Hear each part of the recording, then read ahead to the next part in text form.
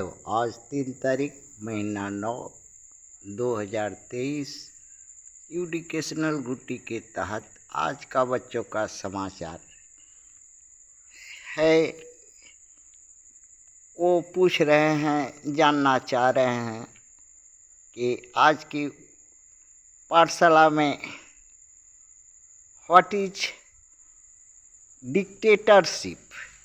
Dictatorship शब्द वो अखबार में सुन रहा है तो जानना चाहा है कि डिक्टेटरशिप क्या होता है, कैसा होता है, और भारत में डिक्टेटरशिप कौन कर रहा है अभी वर्तमान में। हाँ, और डिक्टेटर कौन है भारत का। और आगे प्रश्न किया है कि भारत अभी वर्तमान में डिक्टेटरशिप से गवर्न हो रहा है। ये क्वेश्चन है कि भारत वर्तमान में डिक्टेटरशिप लागू है या डिक्टेटरशिप से राजकाज चल रहा है या चलाया जा रहा है या चलाने वाला चला रहा है। अर्थात वो बाई इलेक्शन डेमोक्रेटिक प्रोसेस से नहीं हो रहा है, यही कहना है बच्चा लोग का। ऐसे बच्चा लोग आगे और कह रहा है कि 300 रजिस्टर्ड पॉलिटिकल पार्टी भारत वर्ष में है जो इलेक्शन कमीशन के पास रजिस्टर्ड है, जिसमें 100 प्रमुख हैं और उसमें भी जो हैं उसमें डिक्टेटर है, शिप वाली पार्टी है, डिक्टेटर है। जैसे भाजपा है, कांग्रेस है, टीएमसी है, आप है, आरजेडी है, एसपी है, बीएसपी है, बीजेडी है, केसीआर है, डीएमके है, अकाली दल है, शिवसेना है, एनसीपी है, और उधर पूर्वी भारत में मणिपुर में है असम ये, और दक्षिण भारत में और सीपीएम है, सीपीआई है। इस तरह से भारत में 100 पार्टियां डिक्टेटरशिप चलाती हैं। ये डेमोक्रेटिक के रास्ते से चुनाव नहीं चुनी जाती। एक न एक तंत्र इलेक्शन कमीशन को हिजड़ा बना करके, गांडू बना करके मन मुताबिक रिजल्ट लेती हैं। ये सभी पार्टियों का 100 पार्टियां, जिसमें भाजपा पहले कांग्रेस शुरुआत किया और इसके बाद वही खेला जो है बीजेपी अर्थात भारतीय जनता पार्टी जान गई और उस खेला से खेल कर रही है। बच्चे लोग जानना चाहे कि वोट क्या है। वोट कुछ नहीं है। वोट का मतलब है कि अगर किसी पर शासन कीजिएगा लोकतांत्रिक तरीका से तो उसकी सहमति लेने होगा, अनुमति लेने होगा, और वही प्रक्रिया वोट है।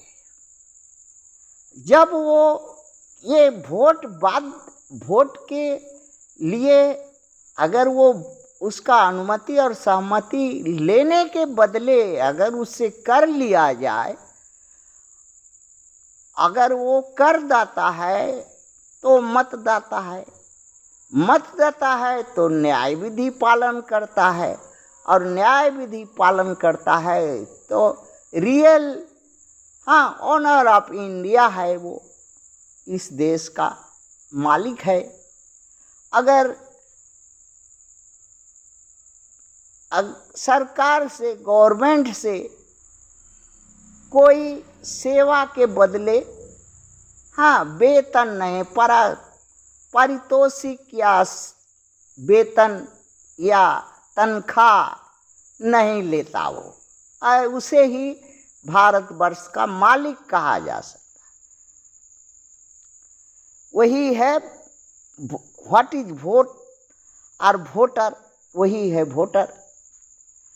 और by vote government, political party जो गवर्नमेंट करती है, ये संविधान सम्मत है कि by the peoples, for the people, to the people.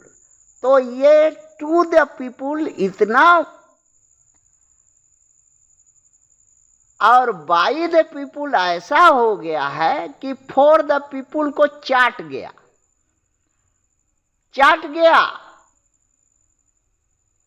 और फॉर द पीपुल अपने को इस देश का क्राउन किंग ऑनर अर्थात राजा महाराजा का वंश समझने लगा।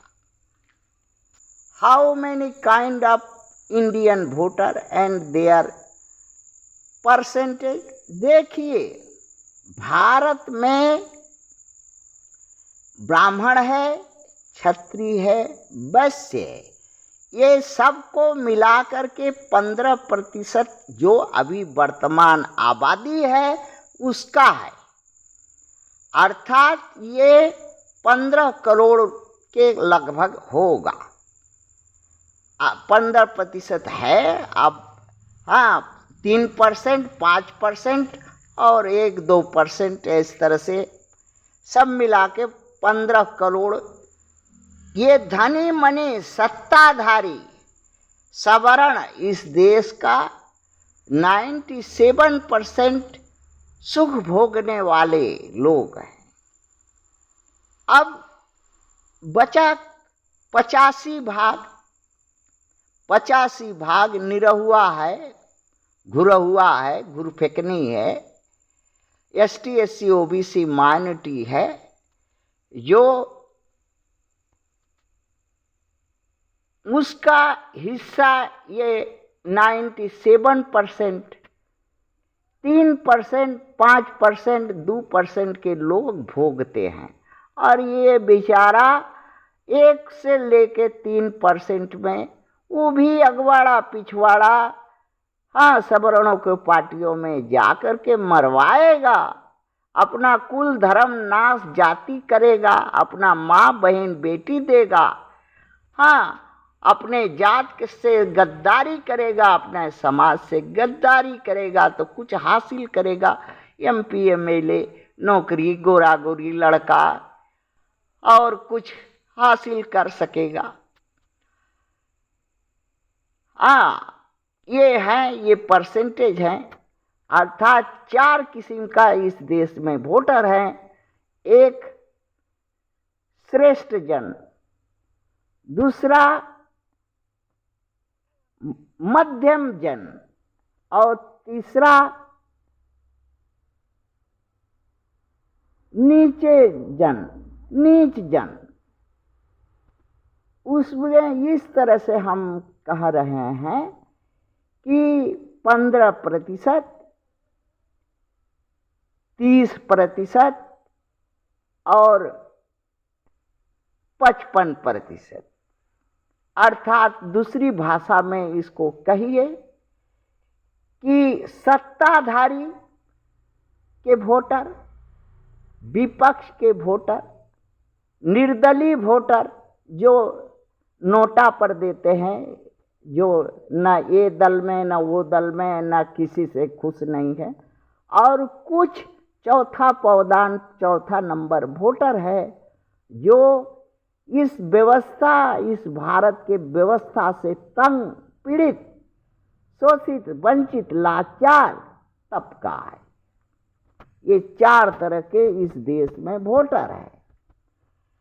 अब उसमें प्रथम जो 15% और 30% गणुआ भणुआ जाति दलाल को मिला करके सत्ता हासिल करते हैं और हाँ, राज करते हैं। यही पूछा है आगे में, how to get BJP magic figure of majority in Indian election. ये इसी तरह से मेजॉरिटी हासिल, हाँ, इलेक्शन कमीशन को, डीएम कलेक्टर को, हाँ, 3 महीना का बाद गिनती से ट्रांसपोर्टिंग में घोटाला, काउंटी में घोटाला, हाँ, तरह तरह का ये जिसमें करने के बाद जीतता है सत्ताधारी। अब यहाँ प्रश्न है कि ठीक है, अगर जो व्यक्ति ईवीएम में वोट देना चाहता है दे, क्योंकि 15% और 30% तो ईवीएम में देगा ही, क्योंकि वो कुत्ता है और उसको कुछ मिलता है। किंतु नोटा और जो डिप्राइव्ड सेक्शन या जो पीड़ित, वंचित, शोषित, लाचार समाज है, जो इस व्यवस्था से तंग है, वो 5-10 रुपया करके इकट्ठा करो और अपना एक बक्सा बनाओ काठ का, और अपना पैसा खर्चा करके 2 रुपया 1 रुपया इलेक्शन कमीशन से पर्ची निकालो। जो बूथ वाइज खड़ा हुआ कैंडिडेट है उसका नाम के, उसके सिंबल के साथ, और अब उसमें सिलाई भी खरीद लो। सिलाई पर ठप्पा मार करके पसंद वाले चुनाव चिन्ह पर अपना बक्सा में रखो। किसी को बोलने का जरूरत नहीं है। इलेक्शन बूथ वाइज हो और जब इलेक्शन खत्म हो अपना बक्सा खोल करके गिन लो। अब इसमें 2 तरीका है, जो ईवीएम में देना चाहेगा वो ईवीएम में देगा, और जो अपना निजी बक्सा जो पैसा खर्चा करके बनाया है, अपना बैलेट बॉक्स पैसा खर्चा करके जिरक्स के दुकान से लाया है, अपना सिलाई लगा के ठप्पा मार के बक्सा में डाला है, उसका गिनती करके लिख करके उस बूथ पर टांग दो, और इलेक्शन खत्म होते ही संगे संग गिन करके टांग दो। अब इसके बाद अपना जरूरत है तो पर्ची भी साफ ले करके कहीं सुरक्षित जगह पर रखो। बाकी एक, हाँ, घोटाला वाला सरकार, चोरी वाला सरकार, हाँ, मत हेरा फेरी वाला सरकार का जादूगरी 3 महीना, हाँ, गिने गिनते रहे, उससे कोई फर्क नहीं पड़ता। एक रास्ता से यही सेफगार्ड रास्ता है, और जो सफरर है वो कर सकता है। इसमें कोई कानून का बंदिश नहीं है। यही होगा, बूथ में बक्सा नहीं रखने, बूथ के बाहर रखेगा, बूथ के बाहर रखेगा।